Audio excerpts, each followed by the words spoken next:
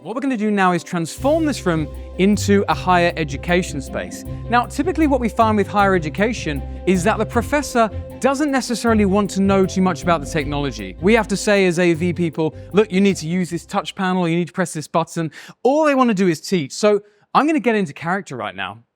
I'm going to make sure I've got my jacket on. I'm in professor mode. I've got my big heavy book. And I don't have to know anything about the technology. All I have to do is step up to this podium here and VisionSuite. Welcome students, your lecture is about to begin. VisionSuite is going to take over, and you can see now on this camera I'm being tracked by the system using AI, computer vision tracking, and we're also going to be able to use that computer vision to automate the room just based on the position of the presenter. But with remote learning or hybrid learning, it's not just about seeing the presenter, it's also about involving the audience and having some audience Q&A as well. Audience switching enabled. Professor James, from what I understand though, if you need multiple cameras and switching, we probably need some kind of camera operator in the room. Is there a nice way that we can automate this? Well, student, that is a great question. So as you can see there, as soon as Jasper asked the question, the camera's automatically moved to him. And that's done using positional data from our intelligent microphones provided by our partners to integrate with Q-SYS and recall a camera preset. And do you think we're going to see any camera movement when that happens? Well, I am seeing these pan, tilt and zoom cameras move around, but if you look at the camera feed, I'm not seeing any movement whatsoever. Do you know why that is? I do. That's because we have primary and secondary cameras. So rather than having a single camera that moves around and pans to different people, we simply move the inactive camera and then switch to it. So we can scale this up to cover the whole room just with 2 cameras, and we're never going to see a camera move. But of course, presets aren't necessarily going to be what you want if you're talking about presenters, right? We want to have continuous presenter tracking. So let's re-enable that.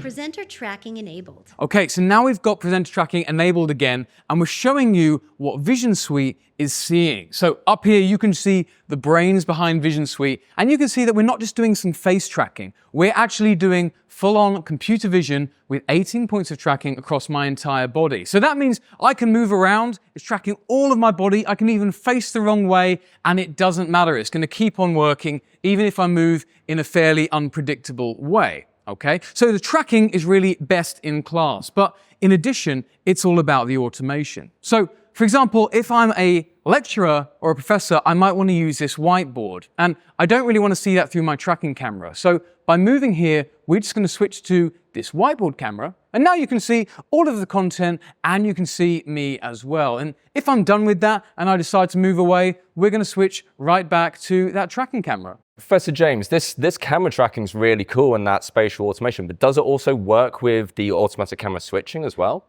Yeah, of course it does. Absolutely. So you can see that we can have the audience switching and the presenter tracking and automations using vision all working together as one system. And that's really what VisionSuite is all about. Notice as well that just for fun, we're actually controlling these pixel LEDs behind the presenter. And that's really to show you that it's not just about discrete events. It's not just about zonal control. It's also about continuous data, lots of data coming in real time from VisionSuite into the rest of the Q-SYS control engine. And as you can see behind me here, all of this is also certified for Microsoft Teams. The VisionSuite... Attention presenter, you're blocking the display. Oh.